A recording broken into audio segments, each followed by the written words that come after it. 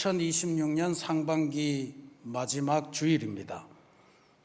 교회력으로는 성령 강림 후 5번째 주일이고, 그리고 우리 민족으로서는 끔찍한 동족상잔의 비극인 한국전쟁, 6.25 전쟁을 되새기면서 민족의 화해와 평화와 통일, 이것을 꿈꾸며 기도하는 주일이기도 합니다. 오늘 이 주일에 맞추어서 우리 새신교회는 통일 선교를 준비하는 희년순례 여행을 지난 주간에 다녀왔습니다. 25분의 교우들이 참여했는데 압록강 유역을 계속 다니면서 그 강변에서 북한 지역의 모습들을 강 너머로 바라보았습니다. 또 백두산 천지에 올라가서 천지 너머에 있는 북한 쪽 백두산, 북한의 천지도 함께 바라보았습니다. 우리가 방문하는 곳마다 많은 것이 달라져 있었는데 중국 쪽에도 철조망, 북한 쪽에도 철조망이 처해 있어서 원래 중국 북한 국경이 그렇게 냉엄하지 않은데 그냥 비석 하나 세워놓고 여기는 조선, 여기는 중국 이렇게 써놓고 그냥 왔다 갔다 해도 뭐 무슨 법도 없고 그러던 곳이었는데 완전히 철조망이 가로막혀서 오도 가도 못하는 그런 광경을 볼 수 있었습니다. 제가 중국 선교사를 역임하고 또 중국 교회와 다양한 관계를 형성하면서 다양한 지역의 교회들을 방문하고 했지만 이번처럼 교회 방문 자체를 막고 외국인들의 그렇게 출입도 못하게 하는 경험은 처음이었습니다. 우리는 이렇게 좋은 주님의 복음이고 그리스도인의 친교인데 이게 왜 허용이 되지 않을까? 속으로 답답하기도 하고 이상하기도 하고 뭐 그런 감정을 계속 느끼면서 다녔습니다. 그래도 감사한 일이 많았습니다. 식사 자리나 여타의 자리를 통해서 그 땅에서 복음을 들고 분투하는 사역자들을 많이 만났고 그 사역자들을 통해서 어떤 일이 진행되고 있는지도 많이 들을 수 있는 기회가 됐습니다. 정말로 힘겨운 상황 속에서 복음을 지키려고 애쓰는 귀한 역사가 끊임없이 이루어지고 있구나 하는 것을 깨달을 수 있었습니다. 또 특별히 이거는 그냥 단순히 감사가 아니고 하나님의 뭔가 섭리를 보여주는 것 같아서 제가 소개합니다. 백두산을 올라가는 전날인데 저녁 늦게까지 어마어마한 비가 내립니다. 아주 막 천장이 뚫릴 것 같은 그러한 폭우가 쏟아지는데 그 다음날 도대체 백두산 등정이 가능할까? 올라간다고 하더라도 천지는 볼 수 있을까? 뭐 이런 근심 속에 기도하면서 다들 그렇게 밤을 샜는데 아침에 일어나니 깨끗해졌습니다. 말끔하게 됐고 백두산 등정 1440계단이 다들 힘겨웠지만 또 높이도 2700m 이렇게 되니까 숨도 가쁘고 그랬지만 한 사람도 가마나 다른 포기 뭐 이런 거 없이 다 올라가서 또 하나님께서 활짝 열어주신 천지에 그 현장을 우리들이 직접 체험하는 은혜를 누렸습니다. 그러면서 느꼈죠. 우리가 이해 못하는 여러 가지 방해물도 있고 장애물도 있고 때로는 자연재해가 맞기도 하고 또 우리들을 괴롭히기도 하지만 하나님의 시간표를 따라서 하나님께서는 결국 우리들에게 가장 좋은 길로 인도하신다 하는 소망도 갖게 되는 그러한 은혜의 시간이었습니다. 기도해 주신 성도 여러분들께 감사드리고요. 이 희년순례가 한 번에 그치지 않고 앞으로 계속해서 2차, 3차 그래서 통일이 이루어지는 그날까지 통일을 위한 기도의 순례가 우리 새신교회 안에서 계속되기를 간절히 소망합니다. 오늘 우리가 창세기 22장의 본문을 말씀을 읽었습니다만 여기에 나오는 아브라함도 우리가 조금만 더 생각을 해보면 인생에 있어서 뭔가 꽉 막혔고 그래서 밤잠을 이루지 못하고 밤새 골똘하게 서성였을 그러한 상황을 읽게 하는 그런 말씀입니다. 실제로 지금 이 상황이 뭐냐 하면 아브라함이 이 하나님의 약속을 받고 네가 이제 아들을 낳을 것이다 라고 하는 이야기를 듣고 25년을 기다립니다. 기다리고 100세가 됐을 때 아들 이삭을 낳지 않습니까? 그런데 그렇게 얻었던 아들 이삭을 하나님께서 번제물로 원하신다. 그러니까 죽여서 태워서 제사를 지내라. 그 제물로 네 아들을 바쳐라. 이런 이야기입니다. 이 청천벽력 같은 명령을 받고 아브라함이 그날 밤에 어땠을까 하는 게 이제 오늘 우리가 보는 거죠. 오늘 성경 말씀을 보면 이제 2절 말씀에 하나님의 명령, 아들을 바쳐라. 그 다음에 3절에 곧바로 아브라함이 아침에 일찍이 일어나 나귀의 안장을 지우고, 지금까지 대부분의 주석가들은 이 2절과 3절 사이 하나님의 명령 곧바로 아브라함이 아침에 일찍이 일어나 라고 하는 것을 아브라함의 아주 철저한 고민은 있었겠으나 처절한 결단의 순종의 믿음이었다 하는 것으로 해석을 했습니다. 그런데 과연 그럴까? 의문을 품은 세계적인 신학자가 있었습니다.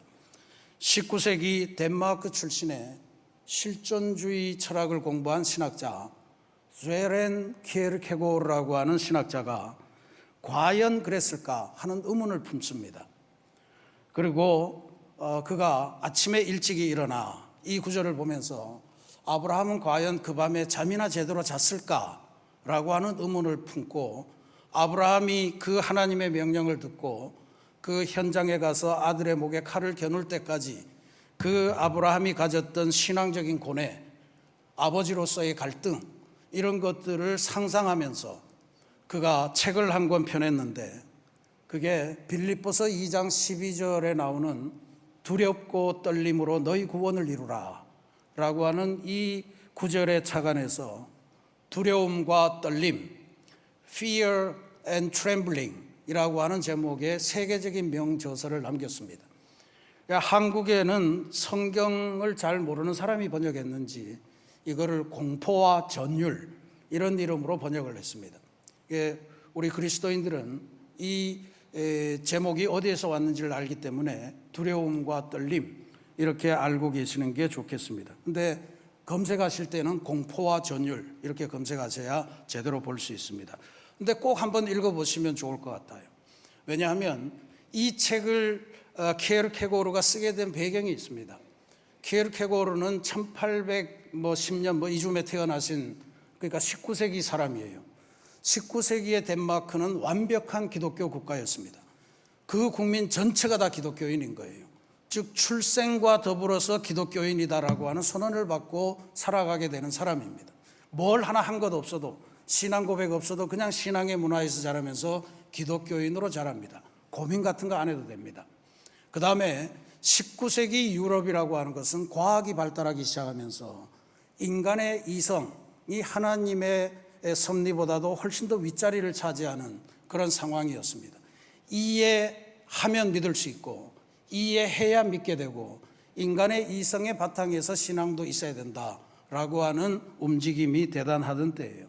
그러니까 이런 상황 속에서 그래, 믿음이라고 하는 게 우리가 태어나서 믿음을 갖게 되었으니 그렇게 간단한 거야? 자판기에서 돈 넣고 필요한 물품을 빼내듯이 또 우리가 오늘날 하는 것처럼 아멘, 주님 믿습니다, 뭐 이런 말 한마디면 기독교인이 되는 그런 정도의 것이 믿음인가? 키에르케고르는 그건 아니라고 봤던 거죠. 하나님과 나 사이가 믿음으로 연결되기 위해서는 뭔가가 필요하다. 그거를 아브라함의 고뇌에서 찾을 수 있다. 이렇게 발견을 한 겁니다. 그래서 과연 아브라함은 그 밤에 잠이나 제대로 잤을까? 내가 우리 아이를 죽여야 된다는데, 그래서 하나님을 기쁘시게 해야 된다는데 이런 역설이 또 어디에 있나? 과연 나에게 이런 명령을 하시는 분은 하나님 맞나? 사랑이신 하나님이 맞는가? 뭐 이런 갈등을 계속해서 상상하면서 써나가는 거예요. 저도 어린 시절에 이 주일학교에서 이 이야기를 듣고 아브라함의 믿음에 감복하기보다는 믿음 좋으신 우리 아버지, 장로님이신 우리 아버지가 언제 나를 이삭처럼 모리아 산으로 끌고 가는 그런 끔찍한 일이 생겨나진 않을까 두려워했던 그런 적도 있었습니다. 정말로 무서운 이야기죠. 무서운 이야기고 한번 그냥 여기에는 하나님의 명령, 아브라함의 순종, 그다음에 실제로 하려고 할 때 하나님의 배려, 그래서 여호와 이레 뭐 이렇게 간단한 도시로 이야기하지만 이 이야기를 이삭의 입장에서만 읽어봐도 이게 얼마나 끔찍한 이야기인가 하는 것을 알 수 있을 거예요. 만약에 우리 아버지가 저를 데리고 너 하나님에게 바쳐야 되겠다, 그리고 뭔가로 밀어넣을 때 그 나를 밀어넣는 그 아버지를 보는 내 눈, 자기의 목에 칼을 겨누고 하나님의 뜻을 지키겠다고 순종하겠다고 그렇게 칼을 겨누는 아버지의 모습을 본 이삭이 그 다음에 어떻게 아버지를 계속 보았을까, 사랑의 아버지라고 생각할 수 있었을까, 뭐 이런 온갖 가지 질문이 떠오르게 되는 그러한 내용입니다. 이 책 속에서도 진짜로 내가 들었던 그 음성이 하나님의 음성이 맞을까, 혹은 내 속에 있는 내가 좀 더 드러난 하나님의 사람으로 보이고 싶은 내 안에 믿음의 광기가 있는 건 아닌가, 뭐 이런 고민을 하는 것. 사랑하는 아들, 자신이 선물로 준 아들을 죽여서 나에게 바치라고 하는 것이 과연 사랑의 하나님이 하실 수 있는 일인가, 뭐 이런 것을 가지고 그는 한 잠도 못 자고 자는 둥 마는 둥 그냥 어쩔 수 없이 아침에 짐을 싸서 떠나는 그 모습이 성경의 이야기가 아닐까, 이런 의문을 하는 게 키에르케고르의 이야기입니다.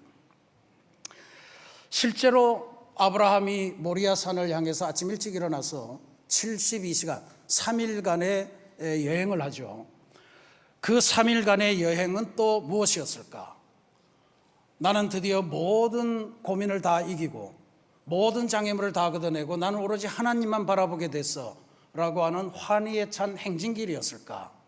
아니면 여전히 풀리지 않는 문제를 가지고 이걸 도대체 어떻게 내 아내에게 설명하고 이 내가 죽여야 되는 이 아들에게는 또 어떻게 설명을 하고 하나님과는 또 어떤 대화를 나눠야 되는가 하는 것을 고민하는 그런 고민의 길이었다. 키에르케고르가 그렇게 봅니다. 그래서 이 모리아 산으로 향하는 3일간의 여정의 핵심을 그는 아브라함의 침묵이라 하는 단어로 씁니다. 아브라함의 침묵. 밤새 그 큰 일을 당하면서도 아들을 죽여야 되는데 아내 사라에게는 한마디 말도 못하고 나를 지금까지 인도해 주신 하나님에게는 항변조차 못하고 심지어 아무것도 모르고 따라오는 내 아들에게는 네가 앞으로 몇 시간 뒤에는 어떻게 될 거라고 하는, 그가 내뱉는 어떤 질문에도 대답도 하지 못한 채 그저 그 아이의 손을 말없이 잡고 또 묻는 질문에는 눈물을 삼키고 그렇게밖에 할 수 없는 괴로운 시간, 괴로운 침묵의 시간, 괴로운 순례의 시간을 아브라함이 보냈다. 칼로 찔리는 심장의 고통, 그것을 느끼는 시간이었다. 그렇게 쓰고 있습니다. 그런데 그 모든 침묵을 더 이상 유지할 수 없는 상황에 다다르게 됩니다. 7절에 이삭이 순진하게 아버지에게 묻습니다. 아버지, 불하고 나무는 여기 있는데 번제에 드릴 어린 양은 어디 있습니까? 불하고 나무는 여기 있는데 왜 번제물, 희생제물은 안 가져오셨습니까? 이 질문이에요. 이 질문을 받는 아버지의 마음, 이거 한번 생각을 해보십시오. 야, 번제물은 바로 너란다. 하나님이 그렇게 하라고 하셨단다. 이 말을 하지 못하는 거예요. 차마 못하는 거예요. 그리고 아브라함이 뭐라고 이야기하냐 하면, 내 아들아, 번제할 어린 양은 하나님이 자기를 위하여 친히 준비하시리라. 심각합니다. 이삭도 하나님을 배신할 수 있는 그런 지경에 처하게 하는 그런 말이에요. 번제할 어린 양은 하나님이 자기를 위하여 친히 준비하시리라. 하나님이 나의 영광을 받으시기 위해서 나의 생명을 원하신다. 뭐 이런 이야기가 되지 않겠습니까? 이 지점에서 키에르케고르는 신앙이라고 하는 것은 우리가 이해할 수 있기 때문에, 이해하기 때문에 믿는 것이 아니고 오히려 이해할 수 없기 때문에 믿을 수 있다, 불합리하기 때문에 믿을 수 있다라고 하는 신앙의 불합리성, 뭐 이런 것들을 주장하기도 합니다. 근데 히브리서 저자가 나중에 아브라함의 이 행동을 이렇게 해석을 해요. 히브리서 11장 19절입니다. 그가 하나님이 능히 이삭을 죽인 자 가운데서 다시 살리실 줄을 생각한지라 그랬습니다. 그러니까 히브리서 저자의 해석을 따르면 아브라함이 결국 이삭을 죽이는데 하나님께서는 아브라함의 믿음도 보시고 이삭의 순종도 보셔서 죽은 사람들 가운데 다시 부활시켜 줄 줄로 아브라함이 믿었다. 그래서 그 일을 단행했다. 이렇게 해석을 합니다. 그러니까 이게 어느 경우든 잘 우리가 섭득이 되지 않는 그런 상황입니다. 실제로 아브라함이 칼을 들어서 아들을 제단에 바치려고 하는 순간에 하나님의 사자가 그의 손을 멈춰 세우시고 절대로 죽이지 마라, 손도 대지 마라. 그 다음에 옆으로 눈을 돌리게 하시니까 수풀에 걸려있는 순양을 발견하게 되었습니다. 그리고 그것을 번제물로 드려라 라고 하는 게 하나님의 이야기였고, 아브라함이 그 하나님의 처사를, 그 고민, 또 자기의 정말 윤리적인 것들을 다 뛰어넘은 그 행동을 하면서 그 다음에 비로소 그 땅을 여호와 이레, 하나님이 준비하신다 하는 이름으로 불렀다 하는 것으로 오늘 말씀이 끝납니다. 신앙이 이렇게 어려운 건가? 신앙생활을 제대로 하려면, 하나님과 제대로 관계를 맺으려면 인간의 모든 윤리를 뒤집어 엎는 하나님의 명령에 우리는 어떻게 순종할 것인가? 순종해야 되나? 뭐 이런 온갖 가지 질문이 떠오르는 그러한 내용이에요. 근데 이 말씀을 보면서 우리가 한 가지 더 하나님에 대해서 알아야 될 것은 있습니다. 여기에 이제 여호와 이레라고 하는 말을 우리가 좋아합니다. 하나님이 준비해 주신다. 우리는 잘 몰라도 하나님이 우리의 사정을 아시고 우리의 빈자리를 채워주신다, 이런 뜻으로 우리가 많이 사용합니다. 내가 필요한 것은 하나님이 언제나 챙겨주신다, 이제 이런 말이 되죠. 근데 이 단어는 조금 더 깊게 파악해 봐야 우리와 하나님의 사이를 보다 잘 이해할 수가 있습니다. 우리 성경이 여호와 이레라고 하는 말은, 여호와라는 말은 똑같고 그 다음에 라라고 하는 동사가 붙어서 여호와 라가 변해서 여호와 이레가 되었다 하는 게 히브리어 성서를 연구하는 사람들의 이야기입니다. 그러면 이 라라는 게 뭐냐?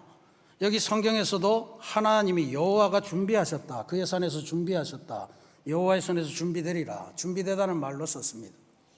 그런데 라라는 단어의 본래의 뜻은 준비하다는 뜻을 갖고 있지만 그가 보고 계신다, 보고 있다라고 하는 뜻입니다. 그러니까 하나님이 그냥 초능력을 발해서 너 이거 필요하냐? 가져라, 이렇게 해서 미리미리 주시는 그런 하나님이 아니란 이야기예요. 여호와 이레의 핵심은 하나님이 지금까지의 과정을 다 보고 계셨고 그 보신 결과로 하나님 보시기에 가장 적합하고 좋은 것을 우리를 위해 준비해 주신다라고 하는 말씀이 여호와 이레의 핵심적인 의미입니다. 아브라함의 고민, 밤잠을 설치면서 도대체 하나님이 누구신가? 이 명령을 내가 따라야 되는가? 이건 너무 비윤리적이지 않은가? 온갖 질문들을 하는 그 아브라함의 번민의 밤을 하나님이 보고 계셨다는 이야기입니다. 이삭과 더불어 행진하면서 모리아산으로 가면서 아버지의 찢어지는 마음, 그것도 다 보고 계셨다는 이야기입니다. 이 모리아산은 나중에 예수님께서 십자가에 달리신 그 십자가 언덕과 동일합니다. 거기에 하나님의 성전이 세워지고 뭐 이런 곳입니다. 아브라함이 아들을 바치는 그 결단을 한 것 같은 그 마음으로 하나님은 자기의 외아들 예수를 십자가에 못 박히게 만들고 죽게 만드는 그거를 이미 수천 년 전에 미리 경험하시고 보고 계셨다라고 하는 것으로도 이해가 됩니다. 여호와 이레는 이렇게 우리를 방관하시고 우리의 삶과는 무관하게 나는 이런 능력이 있으니까 네가 필요한 거 줄게 하시는 분이 아니라는 이야기입니다. 우리의 아픔, 우리의 눈물, 우리의 상처, 우리의 괴로움, 우리들의 모든 것을 지금도 지켜보고 계시고 여호와 이레입니다. 그리고 그것을 위해서 우리가 한 차원 더 높은 삶으로 나아가도록 가장 좋은 것을 준비해 주시고 예비해 주시는 여호와 이레, 그 하나님이시다라고 하는 걸 오늘 우리들에게 보여줍니다. 이번 중국에서 전개된 희년 순례단의 발걸음도 그랬습니다. 교회 방문, 교회 대문이 다 막혀 있고 CCTV 카메라로 누가 들어오는가를 다 찍고 외국인이면 조사를 하고 그런 순례였지만 하나님은 그러한 상황도 다 보고 계시리라 믿습니다. 남과 북의 강변에 찾아 있는 철조망의 현실, 그것도 하나님이 다 보고 계시리라 믿습니다. 그 속에서 고난당하는 사람은 또 얼마나 많겠습니까? 그 고난도 다 보고 계시다는 거죠. 오늘 우리도 살아가면서 나 예수 잘 믿는데 어느 날 갑자기 당하는 사고, 어느 날 갑자기 들려오는 질병의 선고, 어느 날 갑자기 다가오는 이별의 아픔, 이런 것들 도대체 하나님 왜 나한테 이러십니까? 하나님이 주신 인생 아니었습니까? 항변할 수 있는데 그런 항변조차도 하나님은 다 보고 계시다라고 하는 이야기입니다. 그리고 그 여정 끝에 갈라진 민족을 위해서는 하나 되게 만드시고 평화롭게 통일하는 그러한 꿈을 예비해 주시고요. 막힌 곳은 하나님의 시간표를 따라서 뚫어주시는 그러한 예비도 해 주시고요. 그리고 우리들의 모든 아픔들, 모든 삶에 누리는 여러 가지 장애물들, 제약들, 시험들, 이 모든 것들을 깨끗하게 해결해 주실 그 아름다운 계획을 하나님의 산에서 이미 준비하고 계시다, 여호와 이레다라는 것을 우리들에게 알려주신 것입니다. 다음 주일이 하반기를 시작하는 주일인데 우리 개신교에서는 맥추, 보리 추수를 감사하는 주일로 지킵니다. 구약에서 맥추절이라고 하는 게 생긴 것은 봄철 보리 농사의 첫 수확을 거두고 하나님께 감사의 제사를 드려라 하는 의미로 나왔습니다.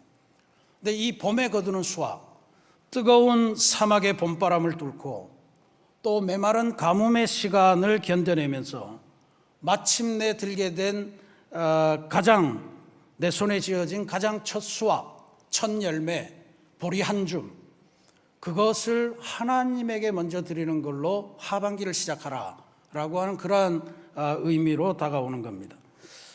보릿고개라는 말이 있었죠. 곡식이 귀한 시절입니다. 그런데 그렇게 얻은 한 줌, 그것을 먼저 하나님에게 드리라 라고 하는 것은 네가 기도하면서 하나님께 소원을 바라고 하나님의 뜻을 따라 얻은 아들 이삭을 나에게 다시 바쳐라 라고 하는 그 심정하고 비슷하지 않을까요? 그러니 첫 열매를 드린다는 거 하는 것은 보통 일이 아닙니다. 단순히 쓰고 남는 것 중에 일부를 감사의 표시로 드리는 것, 그런 의미가 아니란 이야기예요. 하나님께서 아브라함에게 이삭을 요구했던 것은 하나님을 향한 아브라함의 사랑을 보기 위함이었습니다. 마지막에 그러잖아요. 내가 이제 네가 나를 얼마나 사랑하는지 알겠다. 우리가 맥추절에 드리는 첫 열매, 첫 수확에 감사하는 바로 그런 것입니다. 하나님을 사랑하는 우리의 마음을 표시하고, 그리고 하나님이 내가 이제 네가 나를 얼마나 사랑하는 줄 알았으니 이제는 내가 예비한 것으로, 내가 준비하는 것으로 그 다음 삶을 살려무나 라고 하는 것을 계약 맺는 그러한 과정이다, 그렇게 볼 수 있습니다. 내 손에 쥔 첫 열매를 아낌없이 하나님에게 드릴 수 있는 자, 그이가 바로 진정으로 여호와 이레, 하나님이 예비하신 것을 계속해서 누릴 수 있는, 경험할 수 있는 그런 존재가 된다는 것입니다. 우리 모두는 지난 반년 동안 정말 거친 세파를 헤쳐나왔습니다. 2월 달부터 전쟁이 시작되었는데 그 전쟁으로 인해서 기름값이 폭등했고 또 모든 것들이 다 물가가 올라가고 환율도 올라가고 이러면서 혹시 나라 망하지 않을까 이런 걱정을 하면서 경제적인 불안 가운데 살았던 것이 사실입니다. 또 우리가 유한한 존재이고 또 미완의 존재이기 때문에 가질 수밖에 없는 사고, 질병, 또 어려움, 이런 것들이 끊임없이 우리의 삶을 괴롭혔습니다. 이런 모든 것들을 안고 모리아 산을 올라가는 아브라함의 숨가쁨처럼 우리도 그렇게 한 걸음 한 걸음 지난 6개월을 헤쳐나갔습니다. 그런데 하나님께서는 우리의 그 모든 발걸음을 보고 계셨다는 거예요. 그리고 우리를 위해서 우리에게 가장 좋은 것들을 여호와 이레 보시면서 우리들을 위해 준비하고 계셨음을 우리가 기억하시기를 부탁드립니다. 그러니 아브라함이 가장 소중한 아들조차도 모든 번민을 다 끝내고 그 아들을 하나님께 드리려고 했던 그 결단처럼 우리도 지난 반년 동안 우리의 삶을 바라보시며 인도하신 여호와의 이레 그 하나님 앞에 우리의 마음과 정성을 담은 감사의 예물을 드리고 하나님이 예비하신 것을 가지고 하반기를 살아가는 그러한 믿음의 질서를 가지시기를 부탁을 드립니다. 하나님에게 첫 열매를 드리는 거룩한 떨림, 부담스럽죠. 이것을 가지면 뭐 할 수 있고 뭐 할 수 있고 뭐 할 수 있는데 이걸 이렇게 쓰나? 라고 하는 생각에 떨림이 올 수밖에 없습니다. 그러나 그 거룩한 떨림을 받아들일 때 우리의 삶의 자리는 아브라함이 겪었던 슬픔의 모리아산이 아니라 하나님의 준비하심을 목격하고 하나님을 찬양하는 귀한 모리아산으로 변화될 줄로 믿습니다. 사랑하는 우리 새신교회 성도 여러분, 우리의 삶은 여전히 끝을 알 수 없고 하나님의 마음을 제대로 알기 힘든 그러한 순례의 인생길을 걸어갑니다. 그런데 꼭 기억하셔야 됩니다. 우리가 어떠한 길을 걸어가든 그 순례의 길 모퉁이마다 하나님은 이미 우리를 보고 계시고 우리를 위해 가장 좋은 것, 가장 적절한 것을 예비하고 계시다는 사실을 기억하셔야 됩니다. 아브라함처럼 아낌없는 사랑과 신뢰의 마음을 담아서 맥주 감사주의를 맞이하며 하나님과 새로운 언약 관계를 형성하시기를 부탁드립니다. 우리가 하나님께 가장 좋은 것, 그것을 드렸을 때 이삭을 바치는 하나님의 아브라함의 모습을 보면서 하나님께서 들려주신 말씀, 내가 이제야 네가 나를 사랑하는 줄을 알았노라. 내가 나의 산에서 너를 위해 모든 것을 준비하였노라. 여호와 이레의 참되신 하나님을 만나게 될 줄로 믿습니다. 이 여호와 이레의 복과 은혜가 우리 새신교회 성도 모든 분들의 삶과 가정과 감당하시는 사역들 위해 특별히 전쟁의 고통으로 여전히 분단되어 있는 이 한반도의 평화와 통일의 여정 위에 늘 충만하게 함께 하시기를 주님의 이름으로 축원합니다. 같이 기도하겠습니다.